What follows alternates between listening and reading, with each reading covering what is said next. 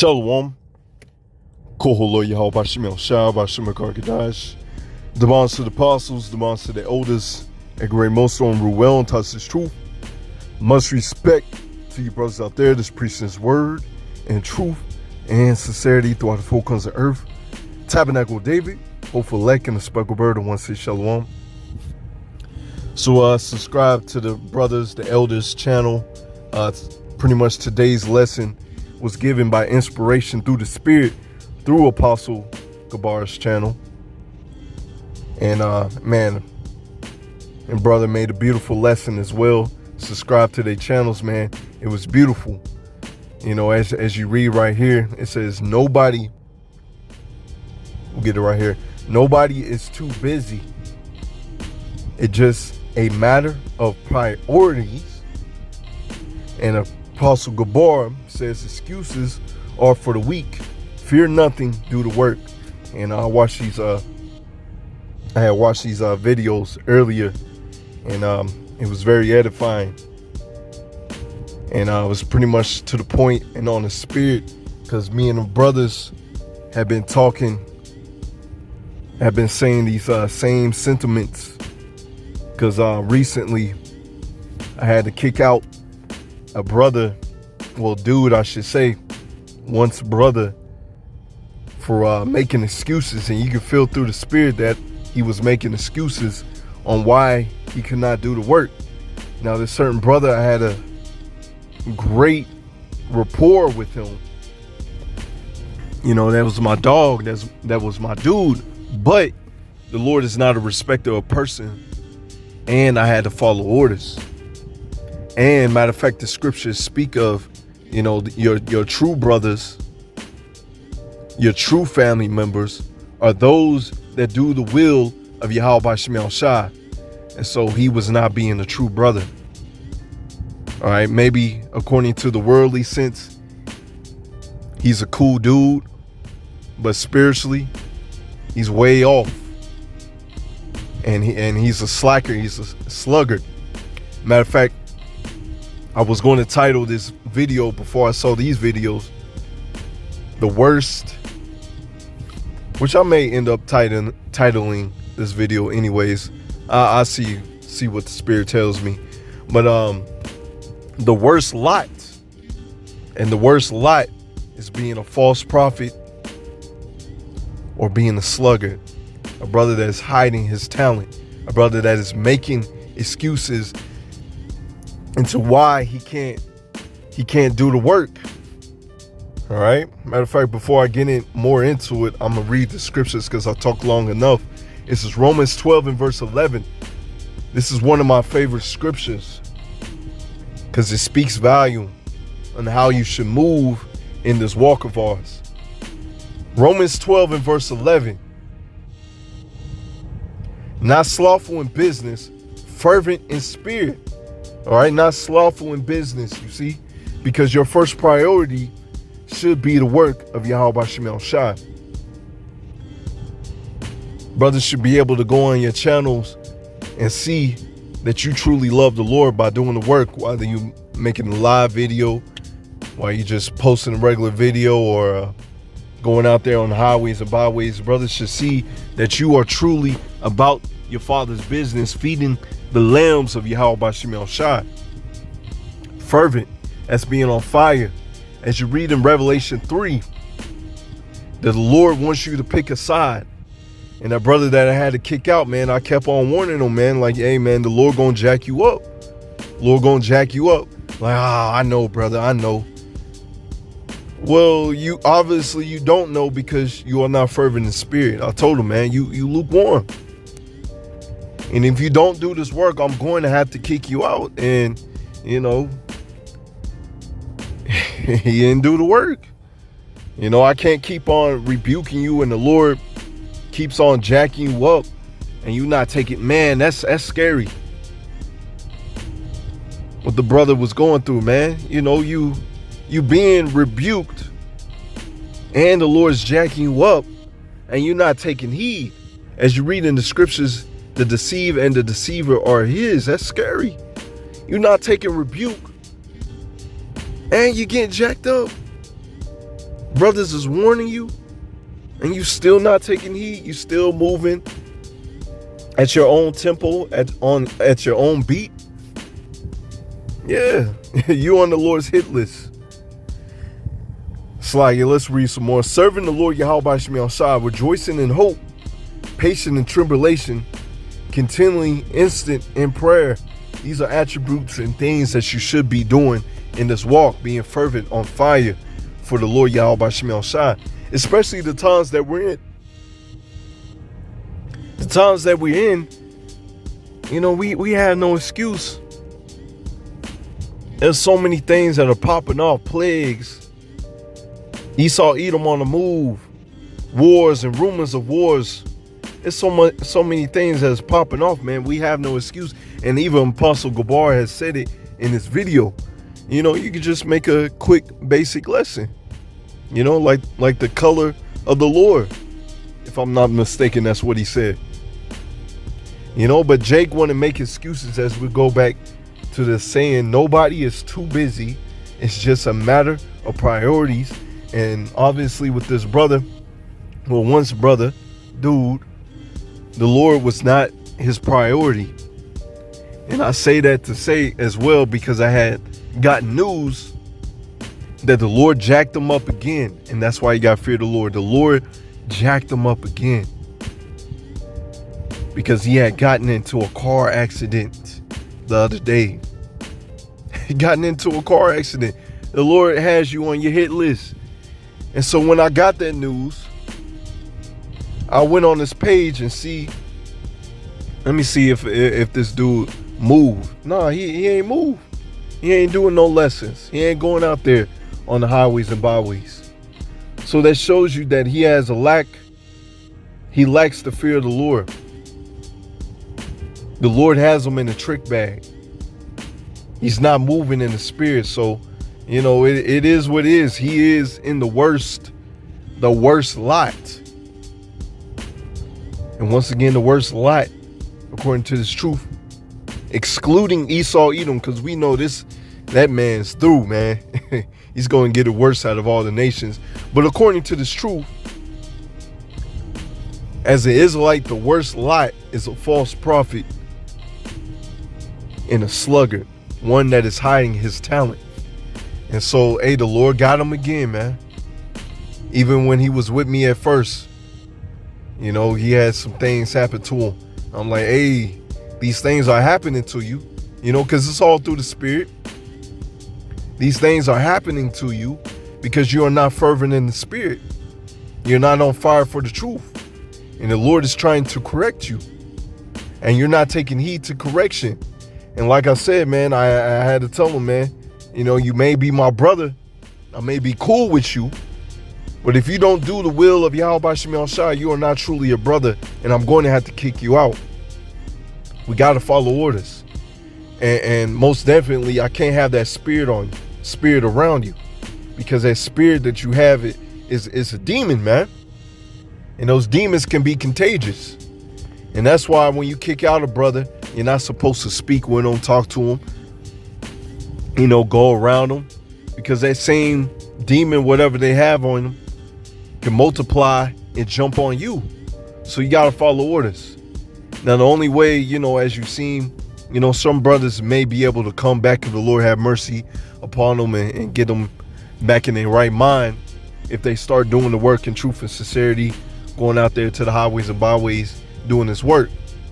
That's pretty much the only time that the Lord may allow a brother to come back into this wisdom. Other than that, they kicked out. You got to move on.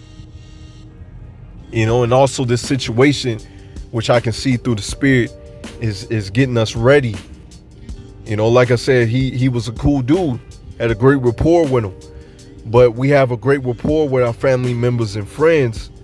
But the Lord is getting us ready, geared up through the spirit to let go a lot of these people. Because as you read in the scriptures, a lot of your friends and family members are going to turn on you. If I'm not mistaken, there's going to be bounties upon the elect's head. Let's get this scripture right here. It's Matthew 6 and verse 22. The light of the body is the eye. If therefore thine eye be single, thy whole body shall be full of light. So if you have your eyes on the prize, your eyes on this truth, you're going to strive for this truth. You're going to be on fire for this truth. And the people going to see that light. No matter what. Things happen, like the brother has said. Things happen. You may have a business. I have a business. But I do not allow my business to get in front of Yahweh Shemel Shah. I make sure, Lord willing, the Lord keeps the spirit upon me. I make sure that I do my lessons. I make sure that I go out there on the highways and byways and do the work. Okay? Because that's the spirit that you're supposed to have upon you to do the work. Because as if I'm not mistaken, as a brother said, why are you trying to build on a sinking ship? Just roughly paraphrasing what the brother has said in this video. Because as you read in the scriptures, you got to be as though, if I'm not mistaken, it's in Revelation 16. The brother could get that. Revelation 16 of verse 40 or somewhere around that chapter. That when you're, matter of fact, I'm gonna go ahead and get it instead of me just quoting it. 2nd Ezra 16, if I'm not mistaken, verse.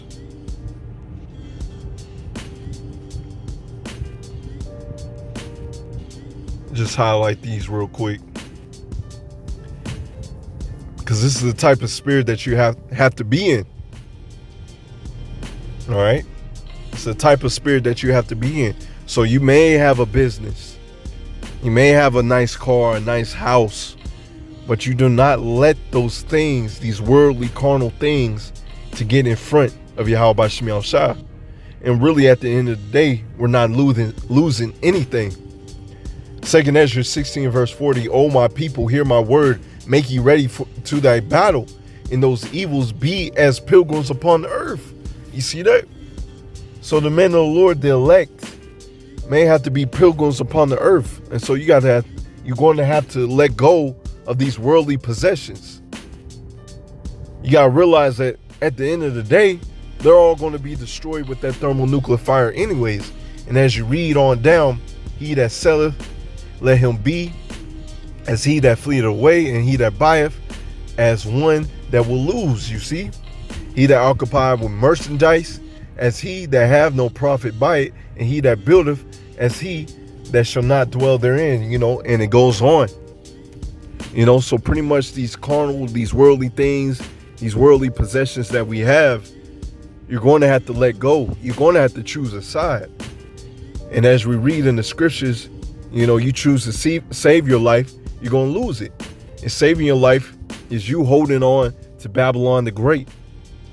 Matter of fact, as you read in the scriptures of Lot's wife, she was looking back and she was turned into a pillar of salt.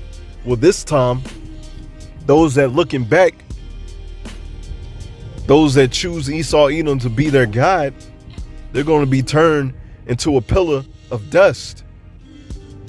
Flaming smokes, man. That's what's going to happen to them. Let's get back to the other scriptures. Let's see, verse 23, Matthew 6 and verse 23. But if thine eye be evil, thy whole body shall be full of darkness. If therefore the light that is in thee be darkness, how great is that darkness? All right, so you got to choose a side. If your eyes are on these worldly possessions and you're not making Yahweh Shemel Shah your first priority, you ain't making time to do your lessons, you ain't making time to go out there on the highways and byways, you just in that Murphin spirit, you're in darkness and you will be destroyed. As we read up a couple scriptures in Matthew 6 and verse 19, lay not up for yourselves treasures upon earth, where moth and rust doth corrupt, and where thieves break through and steal. You see, because everything down here is corruptible. It's a corruptible crown. It's not made to last. These cars, these houses, they're not made to last. Matter of fact, they're not built the same. A lot of these new homes, they're not built the same. They don't have the same foundation and structure. And you can also apply that to this truth. This truth provides you with foundation and structure, true structure. That's why if you go to some of these new houses or new apartments, the way that they were built, you know, you can pretty much hear everything, man. I had that happen to one of the apartments that I was living in. Nice, beautiful apartment, man. But you can hear everything. You can hear everything. You know, so hey, in the kingdom of heaven, we're gonna have our own castles, our own planets. Had dreams about it. Brothers had dreams about it, man.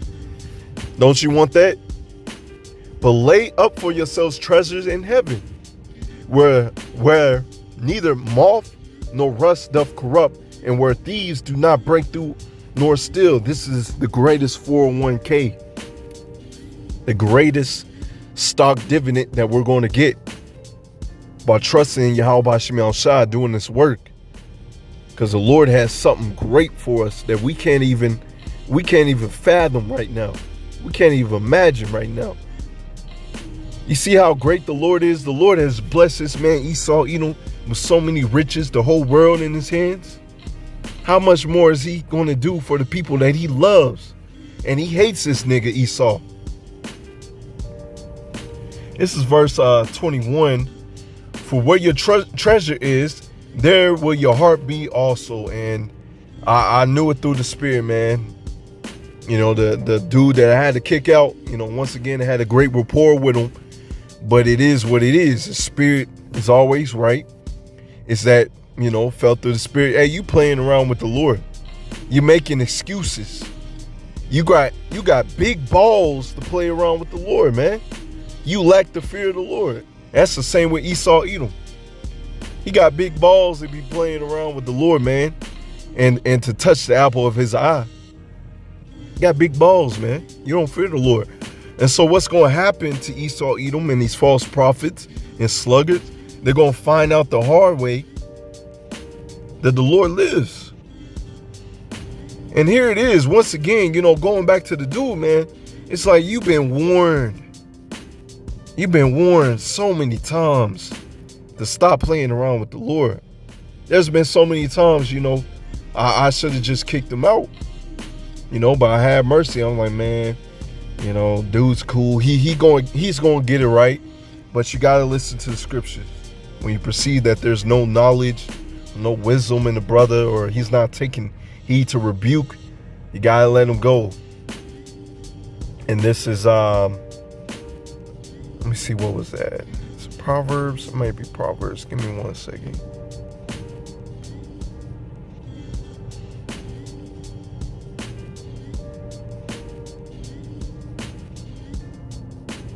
Let me see. I think it's, give me 1 second, y'all. Right here, Proverbs 29 and verse 1. He that being often reproved harden his neck, suddenly shall be destroyed, and that without remedy. So, hey, we deal with wisdom. Our true brothers are those that's doing the work and will of Yahweh Shem Shai and are not making excuses. They're making the Lord Yahweh Shem Shai their priority. And when you rebuke a brother over and over, and they're not taking heed to it, you know, this scripture provides wisdom to us. You got to let them go. You got to give them into the hands of the Lord. You got to kick them out. Because eventually, what's going to happen to them, they're going to die. The Lord is going to jack them up. And just as I had kicked him out, and he was apparently going out to get a drink with his woman, the Lord jacked him up. The Lord had him to get into a car accident. And the Lord still have mercy upon him. Check that. The Lord is still having mercy upon him. because he could have just took you out. He may be reserving you until the day of judgment, which is scary. Which is really, really scary, man. Let's go back to these scriptures and we'll go ahead and close out. This is, if I'm not mistaken, 1 Corinthians 4 and verse 16. For which cause we faint not, but through our outward man perish, yet the inward man is renewed day by day. It's the spirit. When you're occupied in the spirit, when you're doing the things to build up your spirit, though you may be tired, you know, I have those days where I'm like uber tired. You know, I'm still healing from an ailment now. It makes me real tired. You know, but Lord willing, Yahweh Shemi Al-Shah, it's like Yahweh Ratazah, I'll be healed from that ailment very soon. You know, because, hey, I'll be tired, man. Coming home from work, I'll be tired. But the spirit keeps us going. The spirit keeps us in the spirit. If you're doing the will and work at Yahweh Shemi Al-Shah, and you're looking forward to the kingdom of heaven, that pushes you.